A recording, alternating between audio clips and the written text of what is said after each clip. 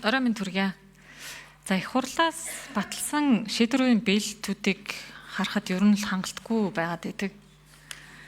Тэгээд 50% нь танилцуулгаас харахад ер нь 50% ядаас хагасан ч биелсэн зүйлүүд харагдахгүй. Тэгээд хэрэгжээгүй шийдвэрүүдийг нь тайлбарыг нь харахаар зохион байгуулалт хангалтгүй байлаа, удаашралтай байлаа, дутуу тайлгнасан байна гэд. Одоо тийм тохиолдолд яг ямар хариуцлага байх вэ? Энэ хэрэгжээгүй гэсэн энэ ажлууд нь хизээ яг хэрэгжих үү? Тэрэн дээр нь хяналтыг хэн тавих вэ? Тэгээ бас энэ засгийн газрын хяналт хэрэгжүүлэх газар түрүүн эдийн засгийн байнгын орон дээр байхад улсын хурлаас томилогдсон байгууллагуудын бас хэрэгжилт нь ирэхгүй удаашртгаа гэсэн хариултуудыг өгч илээ. Тэгэхээр одоо гарцсан яг юу вэ? Тэр хэрэгжилтийг нь эрүүлдэг болохоор байна уу? Эсвэл засгийн газрын хяналт хэрэгжүүлэх газар нь засгийн газрынхаа доор биш их хурал дээр байх ёстой юу? Нэг тийм статусын асуудал байгаад нөө. Тэгээ зарим энэ шийдвэрүүдийг харахаараа л 2017 оных байхын, 22 оных байхын тэгээ одоо хүртэл хэрэгжээгүй гээд тэгээ хизээ хэрэгжих вэ? Хариулт авъя. За 6 номер хариулъя. Нэр албан тушаал хэлээрэй. Засгийн газрын хяналт хэрэгжүүлэх газар Батцэг уянгаа гишүүний асуултанд хариулъя. За хариуцлагын хувьд бол хууль тогтоомжийн хэрэгжилтийг хагас жилээр үнэлэнтэй холбоотойгоор хэрэгжилтийг эрчимжүүлэх арга хэмжээ авах мөн хариуцлага алдсан албаа агчдад арга хэмжээ авах асуудлыг хяналт хэрэгжүүлэх газраас хариуцлага алдсан албан хаагчдад арга хэмжээ авах асуудлыг 5 яам дээр томилох эрх бүхий албан тушаалтанд нь саналаа үргүүлсэн байж байгаа. Саяны Батбаатар сайдын танилцуулгад дурдсан хагас жилээр үнэлж байгаа учраас хэрэгжилтийг эрчимжүүлэх чиглэлээр бол яамдад төсвийн ерөнхийлөн захирагч нар болон аймаг нийслэлийн засаг даргын тамгын газарт болохоор засгийн газрын хэрэг эрхлэх газраас чиглэл хөргүүлсэн 2025 оны 11-р сарын 15-ны өдрөөр хэрэгжилтээ буцаж хэрэг эрхлэх газар дээр ирүүлэх ёстой. За засгийн газрын тухай хуулиараа хууль тогтоомжийн хэрэгжилтэнд хяналт тавих чиг үүргийг бол засгийн газрын хэрэг эрхлэх газар хэрэгжүүлж байгаа. Тэгэхээр хяналтыг хууль тогтоомжоор заагдсан үүргийг хэрэгжүүлэхгүй байгаа асуудал дээр байнгын хяналт тавих чиг үүрэг нь бол хэрэг эрхлэх газар дээр байгаа. За яах аргагүй энэ хууль тогтоомжоор үүрэг болгосон заалтуудын хэрэгжилттэй холбоотой бид нар зарим тохиолдолд Монгол банкнаас юм уу эсвэл санхүүгийн зохицуулах орооноос юм уу их хурлаас удирдлагын томилогддог байгууллагуудаас хэрэгжилт авах шаардлага гардаг. За бид бол одоо байгууллагуудтай бас нэг үрчлэн уулзаад явж байгаа.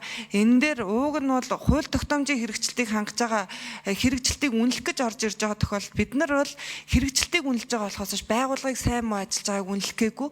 Тэгэхээр үйл ажиллагаа үр дүнг гаргаж ирэх гэж байгаа болохоор байгууллагуудыг биднэрт мэдээлэлээ ирүүлээч, хийсэн ажлаа биднэрт тайлгнаач, нэгтгээд засгийн газар дээр их хурал дээр бид тайлгнадаг аяа гэдэг асуудлуудыг бол тавиад харилцан одоо байгууллагууд бас мэдээлэлээ ирүүлээд ингээд удирдлагуудын түвшинд ойлголцоод явж байгаа ажил байгаа. За инквесэд гүцэжрүүдэ инквесэд гişүүд энд нэг мэргэжлийн хэлтийн газрыг ерөнхий газрыг татан буулгаж энэ хууль тогтоомжийн хэрэгжилтийн хяналтыг хэрэглэх газар хариуцуулсан нэг юм үйл явдал болсон. Тэрний одоо тусгал яг энэ хэрэгжилтээр гарч ирж байгаа. Салбаруудад бүх хяналтыг тараасан. Тэрийгээ дагаад нөгөө мөрдөж ирсэн програм хангамж, гэрээ протоколууд, жишээл одоо хүн сүдэн аж ахуйн хамт л одоо гайлын байгууллага, мэргэжлийн хэлтийн газар дээрс олон чиг үүргөө шилжиж ирсэн. Энийгээ дагаад тэр бүтэц зохион байгуулалтыг хийх, програм хангамжийг уялдуулах, хууль тогтоомж, гадна дотнотойгоо гэрээ гараа үсгээ нийцүүлэх гээд ер нь бүтэц зохион байгуулалтын нэлээд ажлууд хийгдсэн. Уул нь Монгол улсын баталж байгаа бүх хууль тогтоомжийн хэрэгжилтийг мэргэжлийн хэлтийн ерөнхий газар хариуцаж их хурлын өмнө, засгийн газрын өмнө бүх хэрэгжилтийг гаргадаг тайлгнадаг байсан. Тэр систем унсан толботойгоор ер нь салбаруудын нийт ганц манай энэ байнгын орооны 2 салбар биш. Улсын хэмжээний инквесэд гүцэжрүүдэ. Тэгээ энэ хяналтыг засгийн газрын хэрэглэх газар хариуцж хийнэхэд бас чадамжууд хэцүү. Энэ чинь бүхий л салбарын экспертүүдийн мэрэгжлийн том бүрэлдэхүүн хийж ажилдаг цогц байсан хяналт байхгүй юу? Нөгөө талдаа орон тоогоор нэлээд хязгаарлуулчихсан. Яамдууд маань одоо бодлогын яам гэдэг бид нар том зорилтыг 2000 оны ихэр хийгээд яамд чинь бодлогын яам болчихсон. Зөвхөн бодлого босруулна. Үйл ажиллагаанаас оролцохгүй гэдэг талдаа явсан.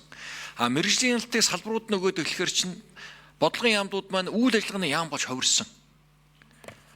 Энэ шилжилт өөрчлөлтийг бид нар ойлгоогүй дутуу хийцэн байхгүй. Дутуу хийгээд огцом одоо улс төрийн шалтгаанаар одоо мэрэгжлийн татан буулгаж ингээд тараасан толботоогоор нөгөө бодлогын яам нь одоо үйл ажиллагааны чиглэлч зохион байгуулалтын хувьд хэцүү.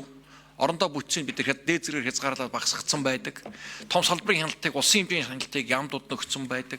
Яам бодлогоо хийх үү? Өөрхөн бодлогыг өөрөө хянах уу? Тэгээ энэ хянснаа